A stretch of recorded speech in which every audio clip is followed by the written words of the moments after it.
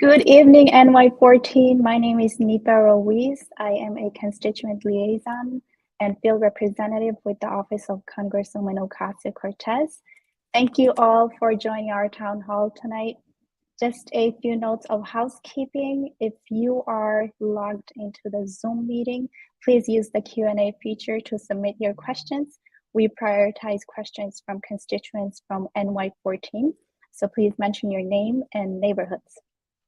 You can also send your questions to aoc.townhall@mail.house.gov or call our office at 718-662-5970. Our staff is also available to support with your technical difficulties. Our team members will be monitoring the inbox and phone. We're live on YouTube, Facebook, and Twitter, so please feel free to visit our page for a live stream. CART open caption is being provided by All Hands in Motion. If you click the link in the chat, it will take you to a website where you can view the transcription. For today's town hall, we will hear from the Congresswoman on gun control measure in Congress and an update on redistricting. And in honor of Asian American Pacific Islander Heritage Month, we will hear from panelist Bethany Lee with Asian American Legal Defense Fund and Fahad Ahmed with Daisy's Rising Up and Moving In on their work to protect and advance the shared interest of the AAPI community. We will then open it up for Q&A from constituents, and finally we'll transition to a press gaggle for any reporters who have joined us this evening. Before I invite the Congresswoman to give her remarks, we'd like to hold a moment of silence for the victims of recent mass shootings at Robb Elementary School in Uvalde, Texas, Genevieve Presbyterian Church in Laguna Woods, California, and Tops Friendly Supermarket in Buffalo, New York.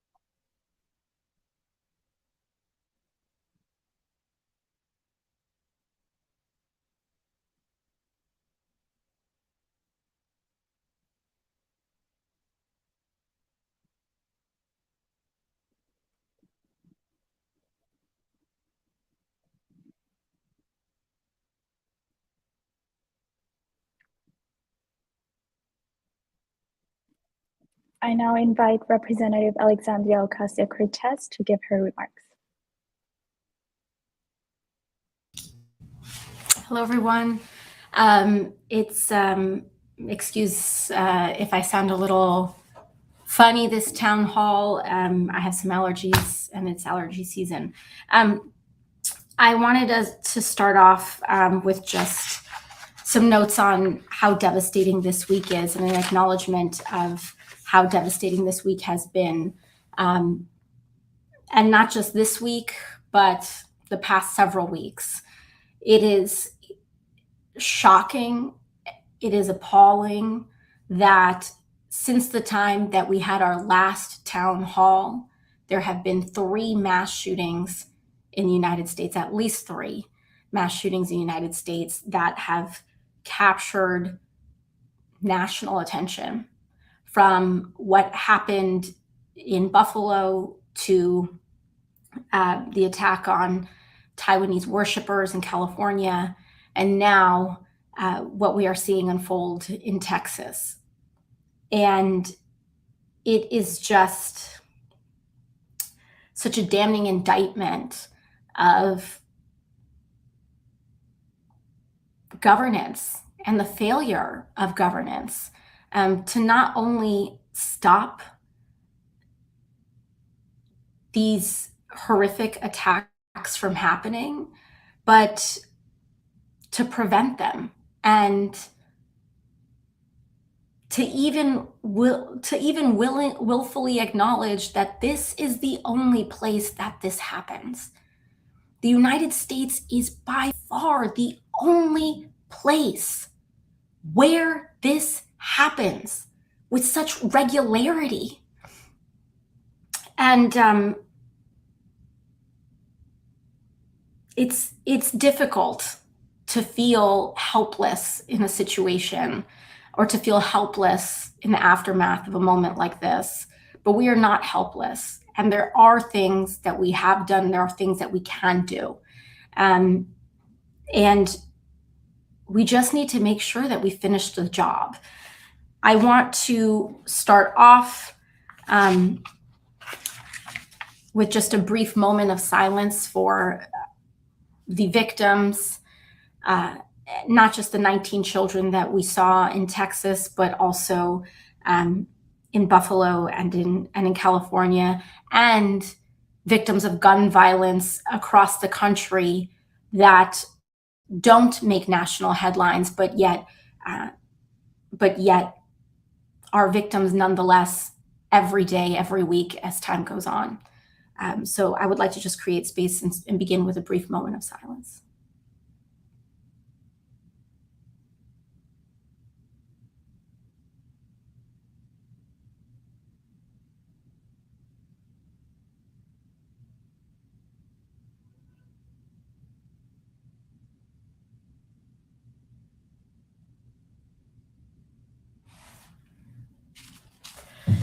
So that being said, I want to update you all very quickly so that you all have accurate information about what the House has done so far when it comes to gun safety measures, and what we are waiting on the Senate to proceed on, so that we know exactly not just that why isn't Congress doing anything, but where exactly is this logjam happening, and what exactly is being put up and stopped, or what has been passed so far.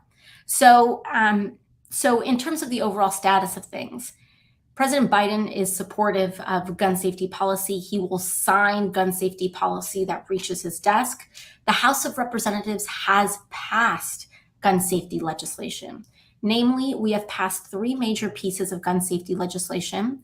In 2019, we passed H.R. 8, which is the Bipartisan Background Checks Act.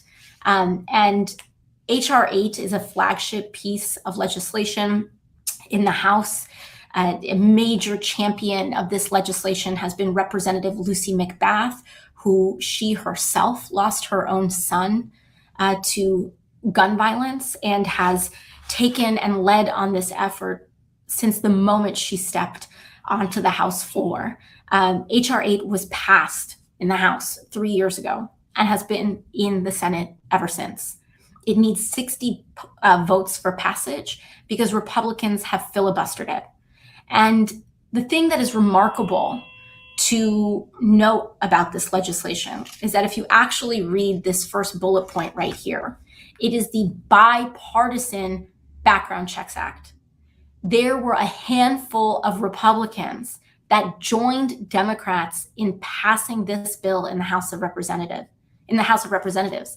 This is a bipartisan piece of legislation that Republicans in the Senate are still blocking. And not only are Republicans blocking it, but many of you rightfully will say, don't we hold a majority in the Senate? Well, as many of you also know, it's a razor thin one, and 2 U.S. Senators Joe Manchin and Senator Kyrsten Sinema, refused to make a carve out on the filibuster for H.R. 8.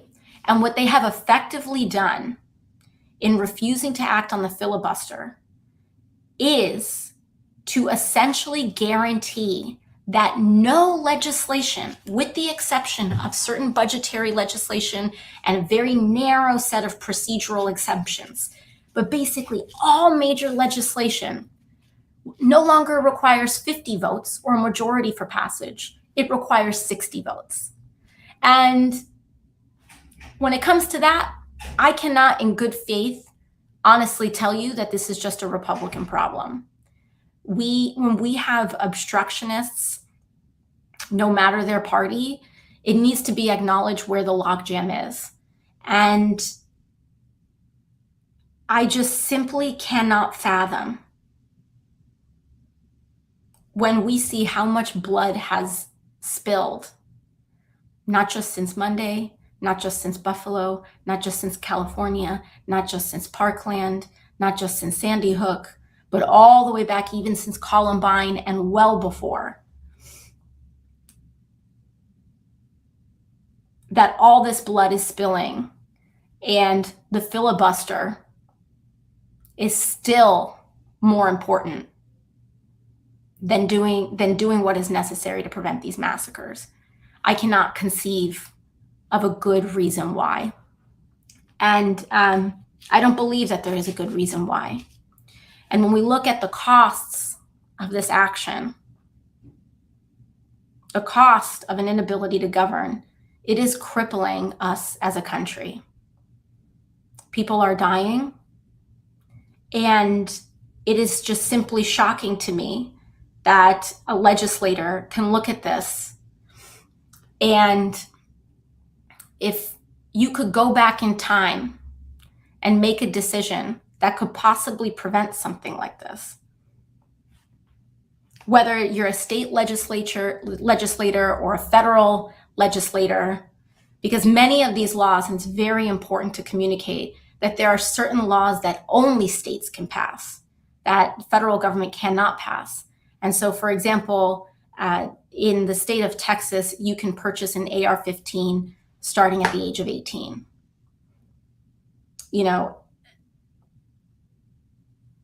And for any legislator on a state or federal level to be able to look at their job and say, and look at this carnage, and if you were given the option to go back in time and do something to prevent it, there are plenty who are saying no. Because enough of these mass shootings have happened, and there are enough of a pattern and consistencies between them that we know the actions that we take can prevent it from happening again. And so when someone says, I do not support raising the age of firearms, if they're a state legislator, if someone says, I do not believe in making a carve out, or I want to protect the filibuster more than I want to protect our ability to do something about gun violence in this country, you're making a decision. We have the ability to the clock resets every single time, every day. The clock resets every day, but especially resets after every single one of these tragedies. And everyone who decides to continue doing things the same way they've been doing it is complicit in this violence. These people are not lone wolves. They act with the support and with the enablement of state legislators, of radicalization groups, of an enormous amount of policy and other sorts of decisions that enable people to do this. This is the only country where this happens. The only one. At some point, we need to let go of this attachment to this idea that this country is exempt or special, or that these things don't happen to us when they are only happening to us. So we have H.R. 8 in the House that the House passed in 2019. We have an assault weapons ban currently with H.R. 1808. We have H.R. 1454, the Ghost Guns Are Guns Act. We have also passed other pieces of gun violence and gun safety measures that are languishing in the Senate. And all we need to do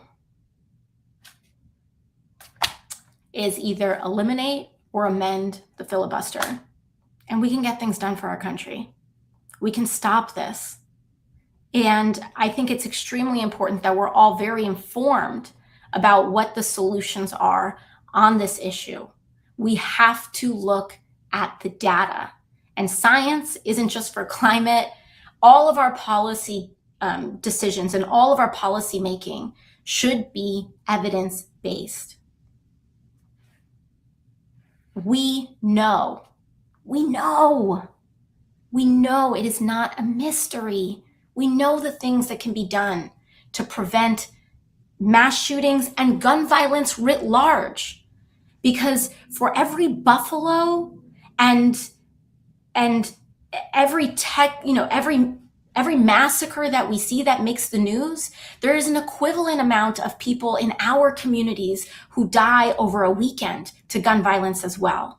In the Bronx and in Brooklyn and in Queens and in Manhattan and on our subways. And when you add it up, it's a Buffalo a week. It's a Buffalo. It's an Uvalde. It is one of these massacres. The equivalent happens every few days, not just in this country, but sometimes in just a city. I will not make excuses for Democratic senators who refuse to act on this issue. I refuse to. And I just want you all to know that we're not stopping and we're not giving up. As a very legendary organizer, Miriam Makaba, says, hope is a discipline. We're not just sitting here and taking temperature and thinking, do we think this is going to happen? We're going to have hope. Hope is a decision that we make in order to have the determination to change the things that we cannot accept. And I refuse to accept this.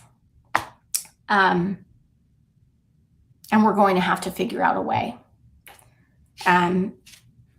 Because Senator Manchin may be saying he thinks things are different now. Kirsten Sinema saying she thinks things are different now. They said the same thing after Parkland. They said the same thing after Sandy Hook. I'm sick of these excuses. I'm sick of them. And I'm just so sorry to every single person, every student that's on this town hall that has dealt with the trauma of lockdown drills and the fear of what might happen. I am sorry to our parents, where school drop-off now has to encapsulate emotions that should never be there. And I'm sorry to our whole community, because these incidents are traumatizing to everybody, whether you have a child or not, whether you've been directly impacted or not. And at this rate, many of us will be impacted if we don't do something in one way or another. Most of us already have been, directly or indirectly. And so I want to leave some time for the Q&A at the end, but I felt it was very important for us to address and discuss, because this is simply unacceptable. And it ties directly to the lack of democratic structures in this country. We elected a Democratic majority. That Democratic majority should be able to pass gun safety measures. And the filibuster, which is an accident of transcription, not some divine rule that was developed by our founding fathers, but literally a loophole developed by a transcription accident in the 1800s, I believe, is not a reason to continue to let kids die. It's not a reason to block a path to over 11 million undocumented people in this country. It is not a reason for us to not act on climate. It's not a good enough reason to not extend healthcare to everyone in this country. It's not a good enough reason for any of this. This is not worth it. 19 babies are not worth the filibuster. 10 elders' lives, not worth the filibuster.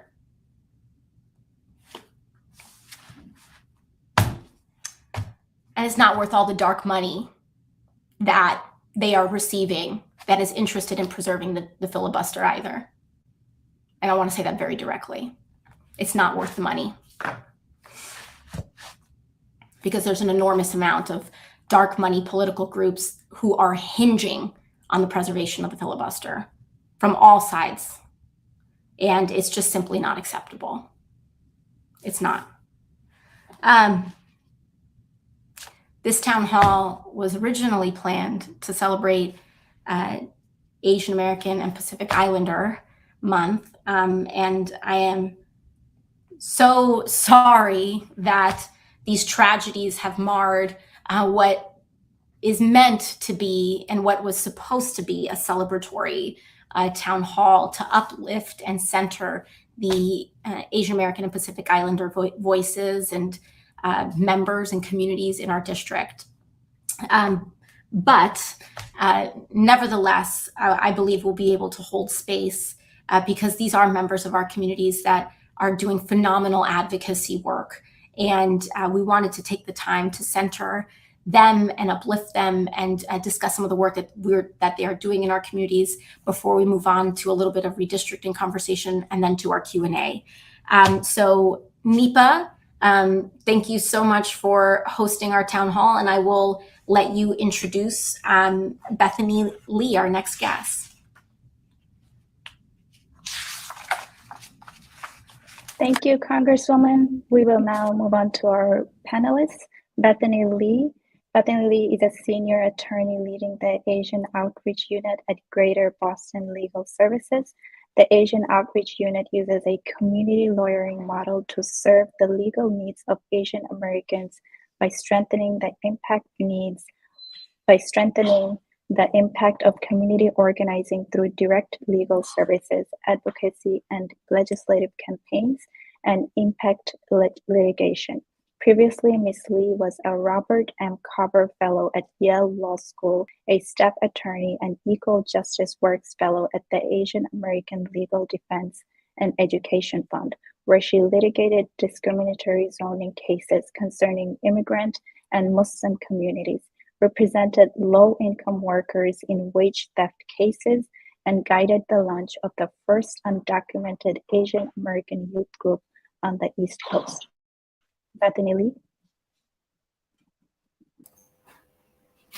Hi, thank you so much for the introduction. And I think I'm actually just returning to ALDEF, the Asian American Legal Defense and Education Fund, as the legal director just in this past month during Asian American Heritage Month. So I'm excited for that. And I'm excited for the opportunity to talk about the work and the issues that are impacting the Asian American community today. ALDEF is a national civil rights organization which was founded in 1974 and based in New York. And the important thing about the work that we do is that it centers the voices of those most marginalized. What that has meant is that over the years, we've won millions in back wages for low-wage workers in a variety of industries, including restaurant, garment, and domestic workers. We've defended Asian Americans against police brutality. We've represented undocumented immigrants to win basic constitutional rights and build power. We've protected the right to vote, including by ensuring language access. We've represented tenants fighting to stay in their communities, especially in communities like New York that are overrun by gentrification. And we've done all of that in collaboration with community organizations to ensure that the lawyering work that we do supports the movement building work that is happening in our communities. I want to take a step back for a second and also just talk a little bit about the violence that we're seeing in our communities, that we've seen in the past few days, most recently in the devastating school shooting in Texas, but just as recently in the murders of Black people in Buffalo and in the shootings of Korean women in Texas. It's been violence against children, violence against Black people, violence against women, violence against immigrants. And when we see those physical acts of violence, what we should also be seeing is the structural violence in our institutions, the structural racism in the many systems that we navigate. In the Asian American community, we hear and we appreciate the words, "Stop Asian hate." But what we should be demanding is stop white supremacy. Because the reality is that our community has been under attack since we stepped foot into this country. Chinese laborers who built the railroads were forced to live on the fringes of towns because of anti-Asian sentiment and violence. And then these same residents were driven out of these towns because of murder and violence and forced into ethnic enclaves like Chinatowns that are now being systematically displaced because of government policies that are prioritizing wealthy corporations and developers over immigrants and people of color who have made these communities home. Then we had the Chinese Exclusion Act, which is the first major law restricting immigration in the United States.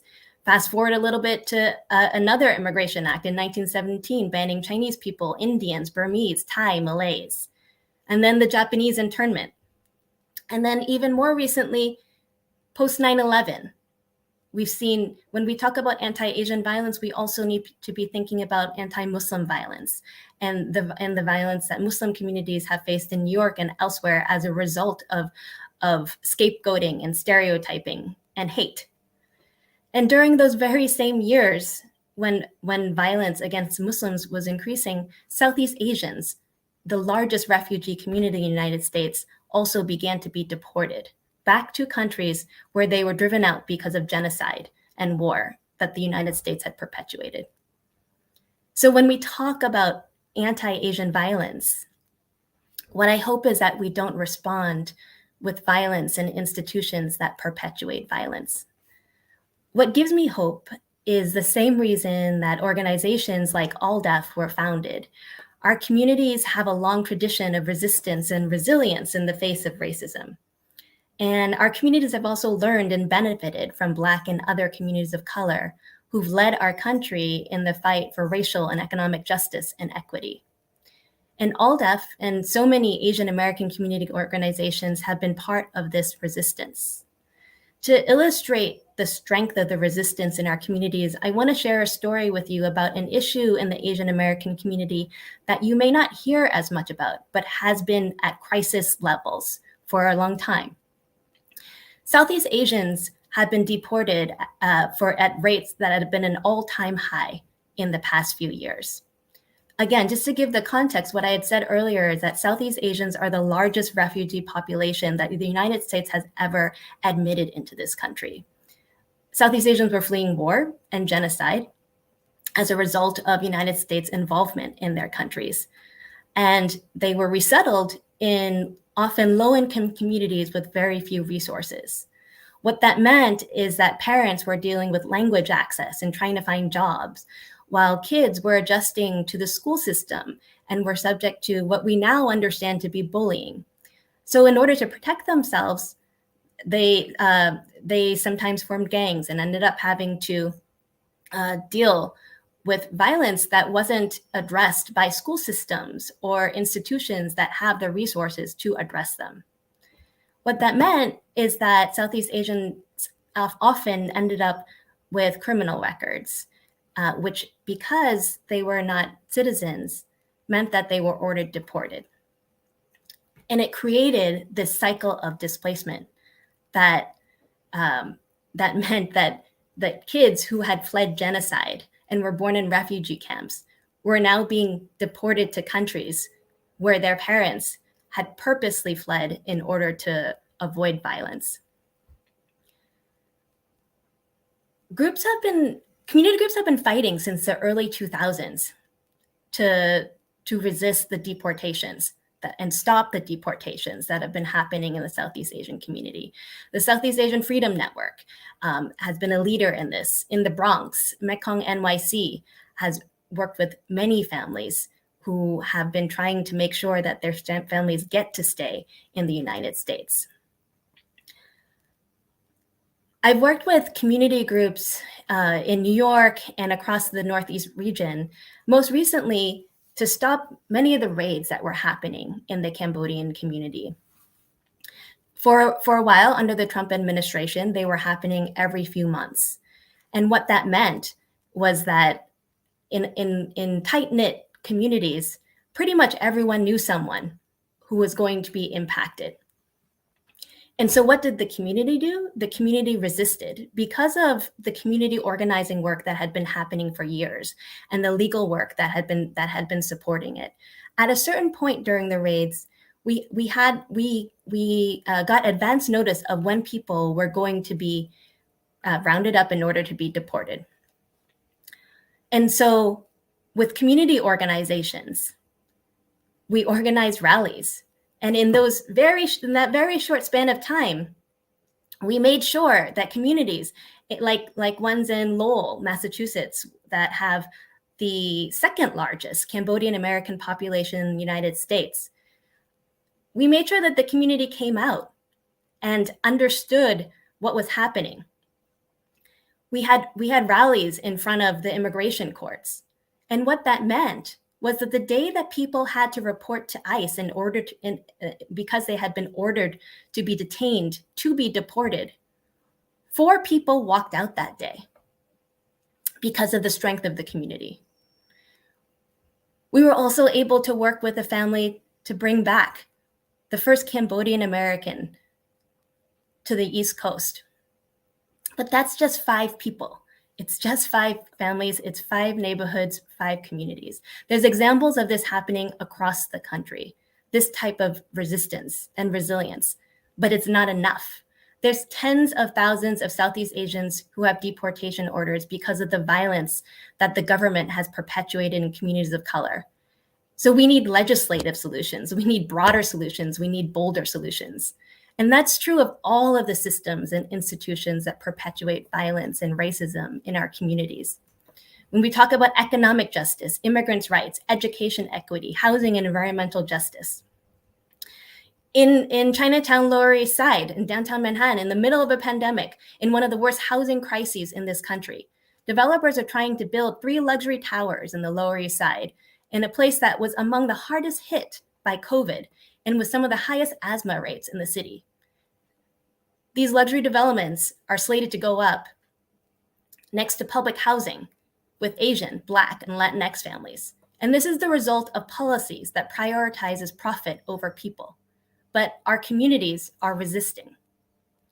Because we need to make sure that in each circumstance that we are centering the voices of those who are most marginalized.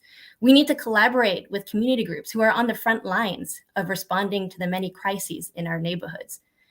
And we want to call out anti-Blackness in the spaces that we're in and partner with Black and Brown communities, because only then are Asian American communities truly safe.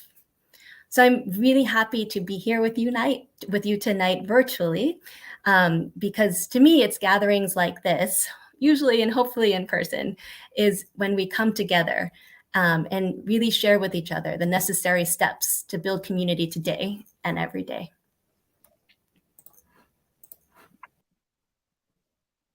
Thank you, Bethany, for sharing about the work that ALDEF does on behalf of the AAPI community members.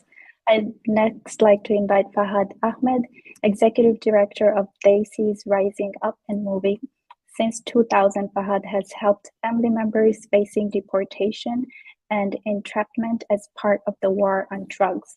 With DRUM, Fahad co-led the work with Muslim, Arab, and South Asian immigrant detainees before and immediately after 9/11 by coordinating the detainee visitation program. Over the last 3 years as the legal and policy director at DRUM, Fahad ran the End Racial Profiling campaign and brought together the coalition working on Muslim surveillance and stop and frisk to work together to pass the landmark Community Safety Act. Fahad? Good evening. Thank you so much for inviting me. I organize with DRUM, and we organize working class South Asian and Indo-Caribbean communities across New York City for immigrant rights, gender justice, worker justice, racial justice, educational justice, and global justice.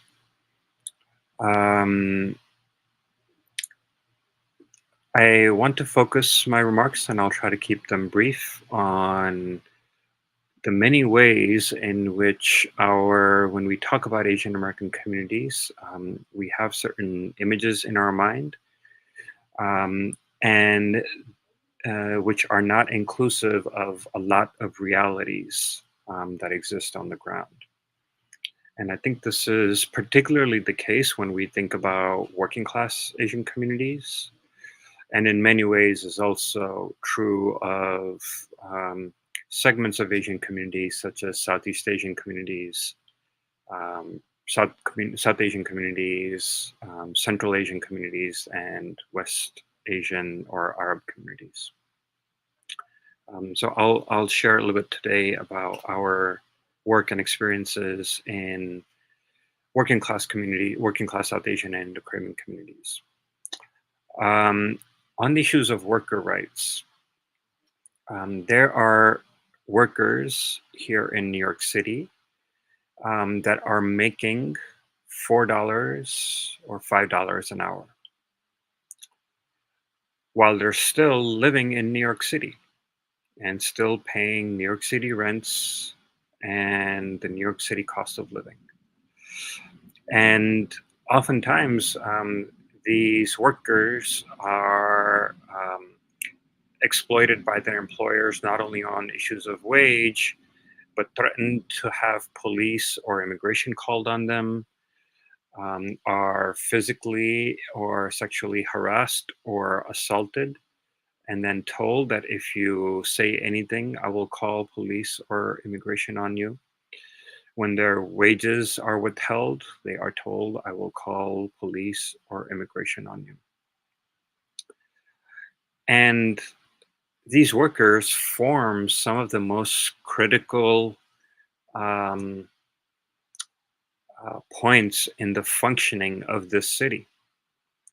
As restaurant workers, as retail workers, as domestic workers, and now as we're increasingly seeing people doing food delivery work.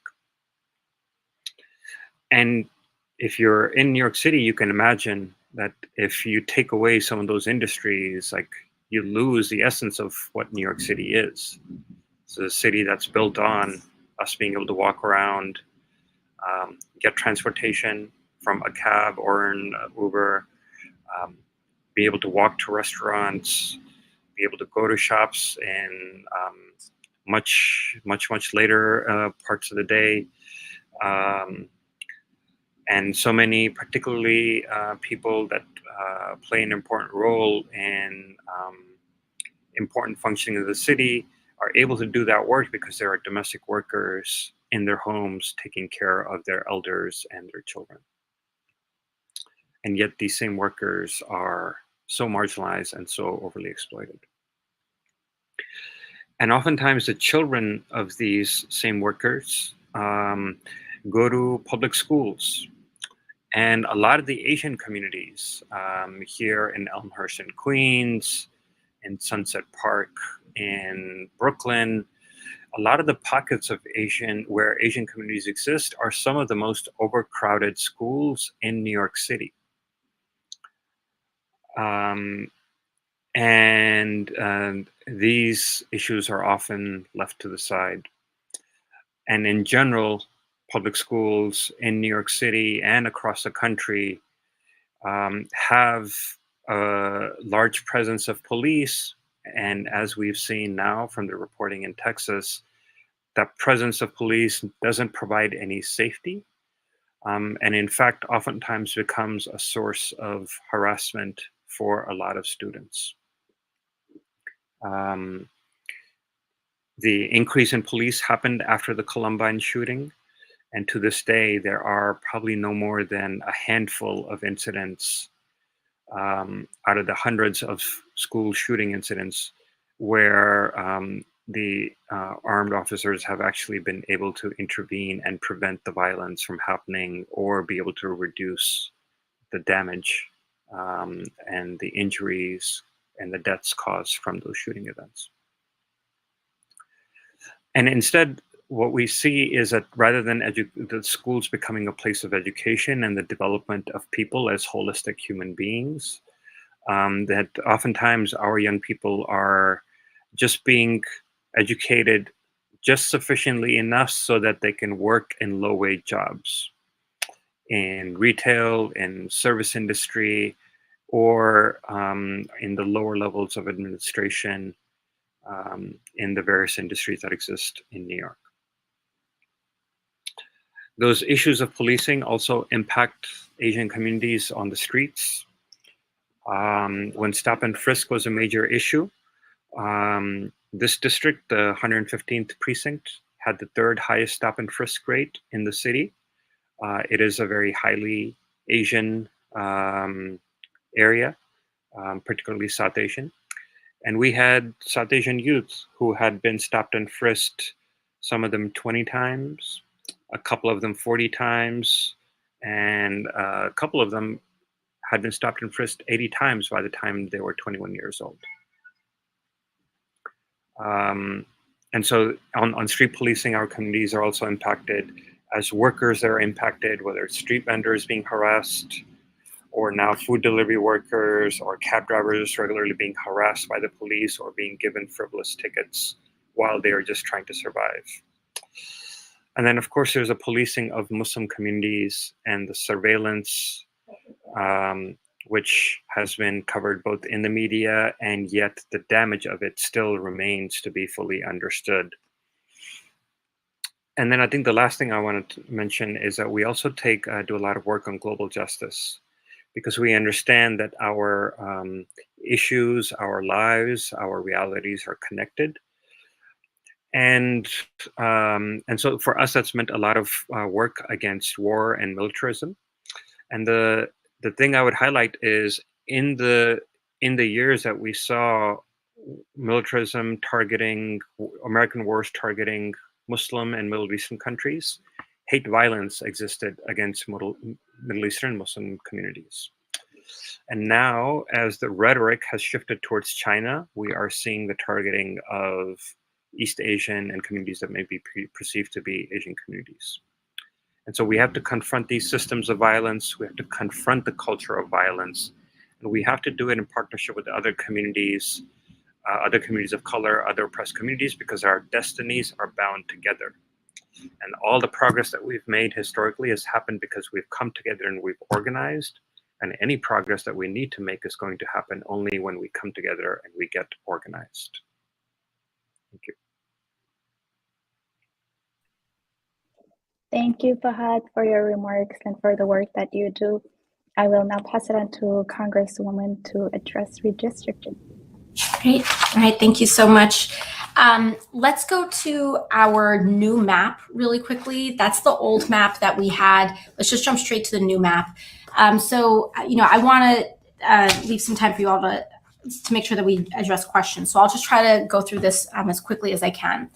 On Friday, the judge, well, let me back up. Last time that we had a town hall, this is the last town hall or town hall before, I did a full presentation on our new district. We did not anticipate that that there would then be a suit that the court, the state court would toss out the maps that I had presented, and then there would be a process for new maps. So everything that we had said in that last town hall, not everything, but a decent amount of things that we had said in the last town hall about who was in and no longer in the district, we can just pretend that never happened, because I'm going to tell you the current new status. Maps by the courts, by the New York courts and the judge's special master were finalized just a few days ago on Friday, not yet a week ago, almost a week ago.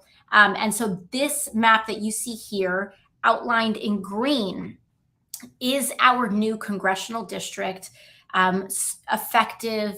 You will be voting for your new representatives from the state to the federal level starting this year. The elections will be for these districts, but they will go into effect in terms of who your representative actually is in that area, starting in January 1st of next year.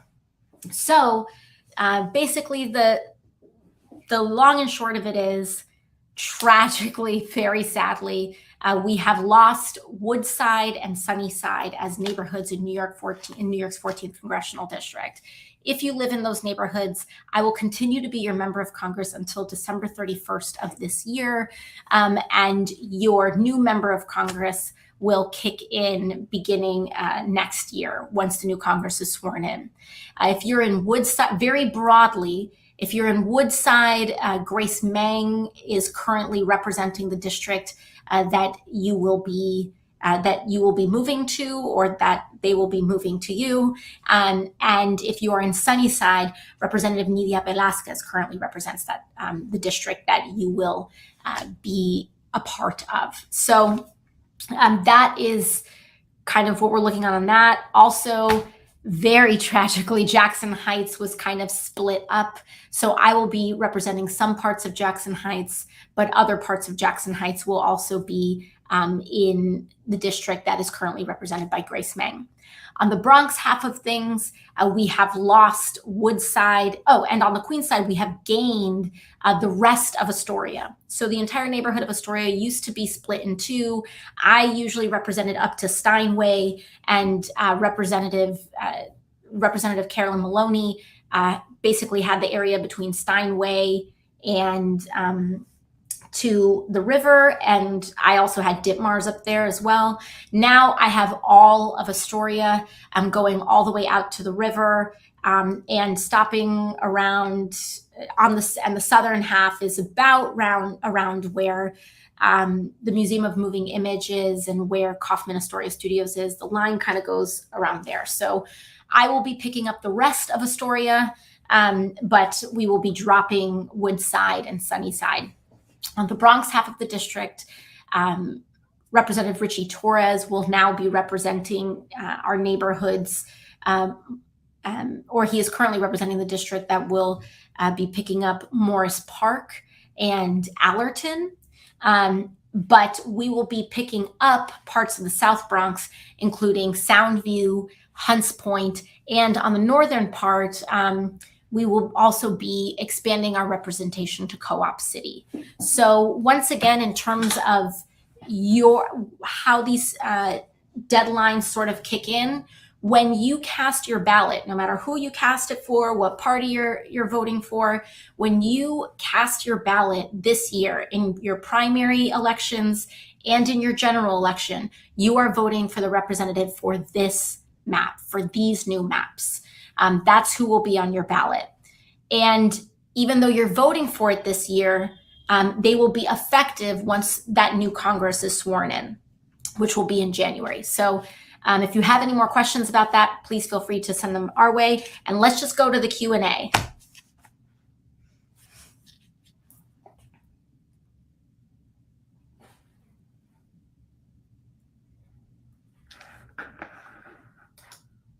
Oh, Nipa, I think you're muted.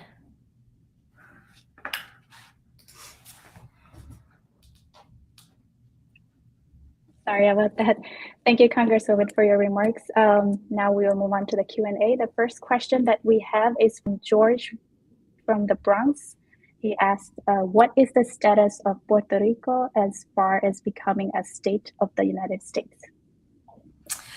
So a very excellent and timely question. Just this month, in fact, just 2 weeks ago, we were able to come to an agreement in Congress. There have been several different kind of competing proposals regarding Puerto Rico's status. And finally, and thankfully, this month, a lot of those folks came together and came to an agreement regarding federal legislation that will allow Puerto Rico to have a binding plebiscite. This moment is very historic because we have never had this kind of agreement before.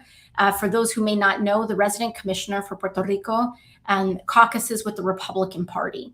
And so that makes this agreement bipartisan, which is pretty surprising and encouraging. Now, what this bill does is that it sets out a process for Puerto Rico to actually have a binding election about its status, and an election in which the people of Puerto Rico can engage in a process of self-determination. And so what that means is that we have agreed on this legislation that will allow for 3 statuses, where people can choose between 3 statuses, none of which are territorial, none of which continue the current colonial status of the island. So the first is outright statehood. The second is a sovereign country in a free association compact with the United States. So, for example, the nation of Palau has this diplomatic agreement with the United States. And the third option would be full independence with no associated compact. And this is very different from the current state. You basically have 2 options for sovereignty and 1 option for statehood. Additionally, this is the first time that we have agreement that that election will be binding, that the United States must and will honor the results of a status election, which is very critically important, because when people talk about the results of past plebiscites, it's important to note that on the island of Puerto Rico, those past plebiscites are highly controversial. One of the reasons that those plebiscites are controversial, there's several. One is because the United States has never been bound to honor the results of a plebiscite. Many people do not vote, or they protest. They show up to vote, but they cast blank ballots in protest of this arrangement, because why vote?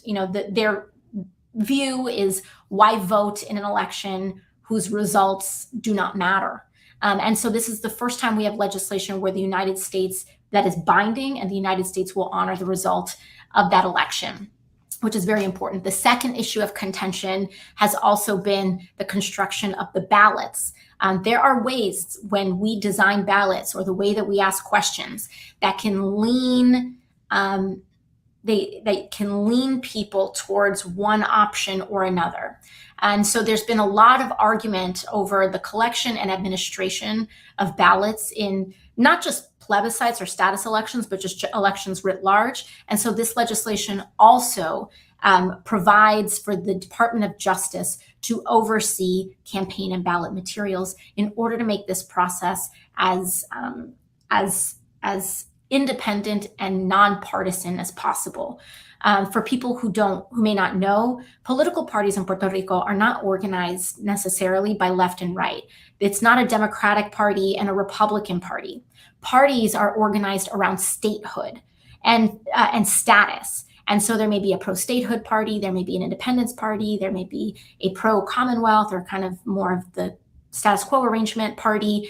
And the trouble when it comes to the political trouble that arises is that if the party is in charge, and if the party is elected on status, and then that party is the party that's responsible for overseeing a status election, everyone else in a party that disagrees with that status can very easily accuse the governing party of kind of putting their thumb on the scale.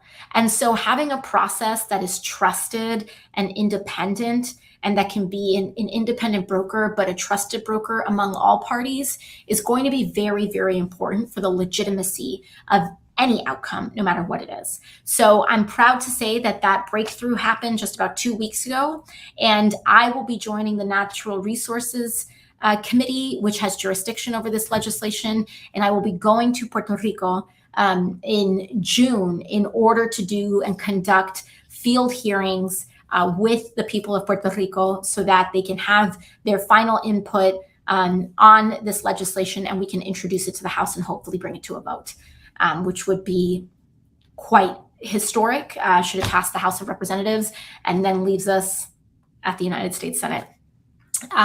So that's the current status on that. Nipa?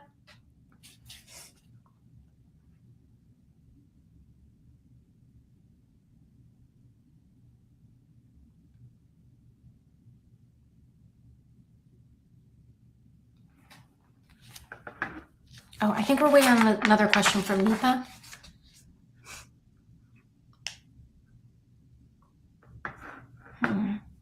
Well, good thing is that we have backup systems. So I slapped you the question. Oh, okay, great. All right, so we're sending over. I've sent over some of the next questions, so no worries on that. I've got another question. Stephen from Woodside has asked, I would like to know what Washington is doing about the extremely high gas prices. They are getting completely out of hand, and I would like to know what plans Washington has for controlling inflation. Stephen, I hear you. Inflation has been out of control in the first few months of the year, and it's still going up. But we've gotten updates on the inflation rates between kind of the first quarter and the second quarter. There's a couple of things going on here. One is that you have certain global events between the pandemic and also between the developments of what's happening in Ukraine and Russia's invasion of Ukraine that have been impacting supply chain. So you have like some of these reasons that we say, okay, understandable. But what we are seeing happen is that corporations see that people understand why some price increases are happening due to some of these issues.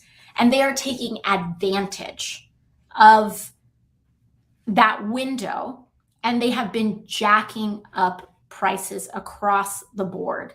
So we see this. There are Wall Street earnings calls where they openly admit to the fact that they're just raising prices because they think that they can. And it has very little to do with actual supply chain issues. Because when you examine what's happening between wage increases, Ukraine, gas, supply chain complications from the pandemic, what we really should be seeing, what experts report, is that the actual inflation rate accounting for those things really should be around 3%, maybe a little bit more. What we saw at the beginning of this year were inflation rates as high as 8-point-something%.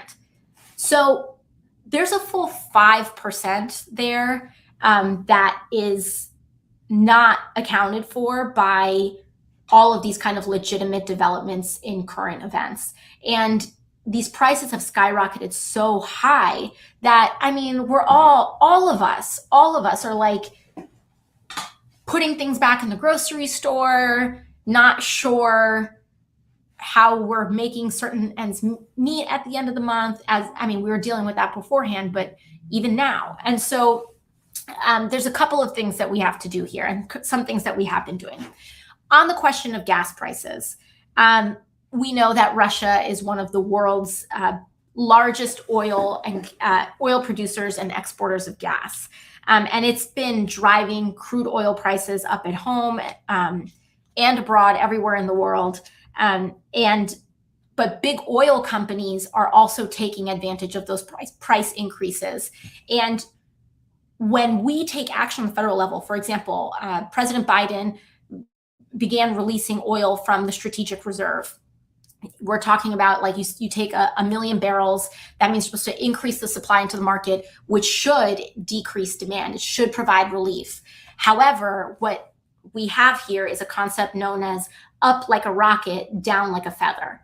And so gas prices went up like a rocket in accordance with some of these supply chain pressures. And then, they added a little bit of, I would argue, some profiteering on top. And then when measures are taken to alleviate that, immediate measures are taken, like releasing barrels from the strategic reserve, they're very slow to reduce the prices, even though they were very quick to raise them. And so there is a challenge here on how we're able to hold these oil and gas companies accountable while also getting enough votes to pass the Senate, including from many people who accept contributions from the oil and gas industry. And so that is the struggle that we're dealing with on oil and gas, but the actions that have been taken, we've had release from the strategic reserve. We are really seeing different state, and like this is the other issue that we deal with. The last time I had a town hall, someone asked me, what do you think about waiving the gas tax? And I said, it's a conversation, but if we waive the gas tax, and first of all, the gas tax is just, about 5 to 10 cents, depending on the state, but you waive it, and then those companies just raise their prices the 5 to 10 cents that they waived. And so I said, because Jersey was going to do this, I hope it didn't happen. It happened. And so we really need to this is why I advocate for a lot of measures that can honestly punish really greedy profiteering that is happening. But ultimately, this is also about the issue of just our reliance on infrastructure that depends on oil and gas. And that is something that we really have to address, because the more we continue to build new infrastructure that relies on oil and gas, the more we're going to have we're building new demand that's going to last a very long time. And that's also going to continue keeping gas prices really high. So, I'm not even saying that you need to swap out your car right now. There are things that we can do as a government. For example, home heating. We can make investments and use the Defense Production Act to start constructing something known as heat pumps, which are very effective. It's very effective kind of machines, so that we can use in buildings, new construction, public housing, and other kinds of facilities that don't rely on oil and gas, but can still provide hyper efficient temperature regulation. And heat pumps are cheaper to make, but we have to make them. And so I've been very much pushing on using the Defense Production Act to help really flood and bring out a lot more of these investments and infrastructure technologies that reduce the strain on our oil and gas supplies, so that while you're making decisions at the pump, it's not adding to those price increases. So we've got that, in addition to several other pieces of legislation that we have, that the House has passed in order to address employment and job issues. But ultimately, there's a lot of folks that want to blame inflation on wage increases, but that's just simply not the whole story. Wages have increased at many other times in our history and not resulted in this level of inflation. So I don't buy it, and I don't think you should either. And I think that, one of the things that we are seeing, inflation is still too high. But what we saw at the beginning in the first couple months was inflation rates at about 8-point-something%, just mind-boggling. But then we had, I believe, inflation data that just came out recently that now has it at 4-point-something%. Still very high, but better that it goes down than up. So some of these interventions are starting to work, but a lot of these big oil and gas companies are engaging in behavior that I think is highly unethical and hurting working people. So it's also one of the most powerful lobbies in Washington, and very difficult to get a group of people to agree to taking them on. But that's something that we've long been doing and continue to do.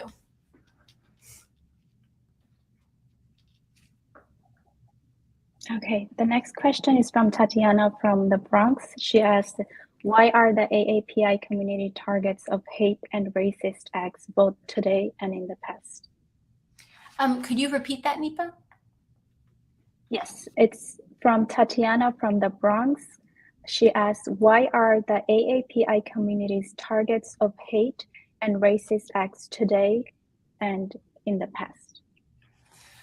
Well, that's a very difficult question. There isn't a lot of sense to hate. And this past year, this past several years, in terms of targeting of Asian Americans in hate crimes has just been astronomical. And we've seen hate crimes rise across the board, starting around 2016, 2017, in very stark ways. But the specific targeting of our AAPI communities and our Asian communities here across the country, but here in New York City, has just been shocking to all of us. Why? I wish I knew. I think one of the things that we saw at the beginning of the pandemic was a proliferation of very racist anti-Asian theories regarding COVID. And we saw that amplified intentionally and sometimes unintentionally in media, online, and in many other places. And people think that these things are not connected, but they absolutely are. When we look at the data, we see that that there is a very stark translation between these themes being present in media or being echoed by political leaders or media leaders, and a correlation between that and victims of hate crimes and the victimization of and targeting of certain communities in hate crimes. And that, I think, is what we've been seeing with the AAPI community. But we have, Grace Meng led legislation in the House regarding stopping AAPI hate. But I think one of the big things that we need to do, as some of our speakers discussed, is really bring it home to a micro and local level, and establishing a lot of community care and community safety initiatives. We have long supported bystander training for people in our community to learn to spot the signs of someone who may be about to initiate or has initiated an attack, whether violent or nonviolent, and ways that people can safely intervene and de-escalate such situations. And I mean, that's really the moment that we're at, and it's very scary. And we're going to have to continue to expand and make those investments that we have been in order to bring a lot of this down.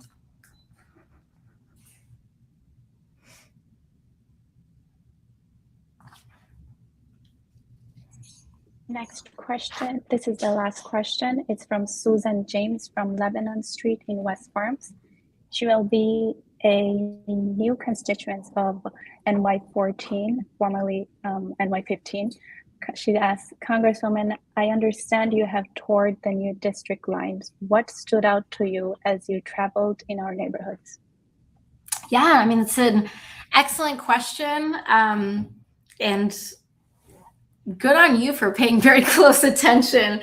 I didn't, particularly advertise the fact that I was touring the new lines, because I really just wanted to, walk it for a little bit, just to build a bit of an instinct. Actually, I think I did put that on Instagram the other day, though, so never mind, take that back, that I did that. But, there was a lot that I think that I had picked up. One is that, and I'll have to look at the data, my hunch is that our district is going to become a little more dense in terms of housing. So currently I have, and in my time in Congress so far, I have represented a lot of diversity in terms of housing, a lot of single family homeowners, as well as very dense neighborhoods like Parkchester and Jackson Heights and Corona. And what we saw and what we're seeing is that we're representing even more dense neighborhoods. So neighborhoods like the Hunts Point area, Co-op City, very dense housing, massive historic housing complexes. And so that, I think, is going to very deeply inform some of our housing policy. We've always taken that into account, but now I think our almost our entire district, with the exception of some neighborhoods like Throgs Neck and College Point, are going to be quite dense in their makeup, as opposed to I would say our former district was a little more 50-50.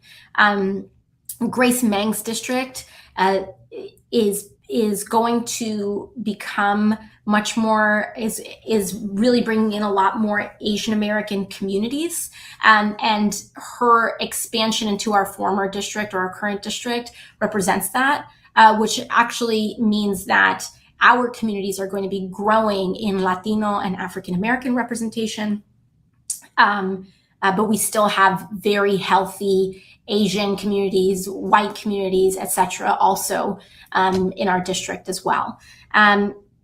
I'm very excited to pick up some of these communities. On a personal note, Hunts Point is where a decent amount of my family lives. It's where I spent a lot of time growing up. When I first moved back to New York City, it's where I really started getting engaged in organizing. The first community board meetings I ever went to were in Hunts Point. And so it's very historic community. And so I'm very excited to be picking this up. Co-op City, I'm very thrilled to pick up. I know it's heartbreaking. You know, I know that Co-op City to Representative Jamal Bowman is like Woodside and Sunnyside and parts of Jackson Heights. To me, it is just absolutely heartbreaking. And I know that Co-op City is just a community of very deep personal importance to Representative Jamal Bowman. And his shoes are very tough ones to fill. But if you're in Co-op City, I just want you to know that we're going to do absolutely everything we can to try to fill those shoes nonetheless. And we are currently reaching out to and working with Representative Bowman's office to figure out how we facilitate the best transition possible so that you all remain in very good, attentive hands. But yeah, you know, I'm excited about it. I'm excited to represent a unified Astoria community. And I think we have a lot of work to do in terms of organizing, and I'm very excited to do it.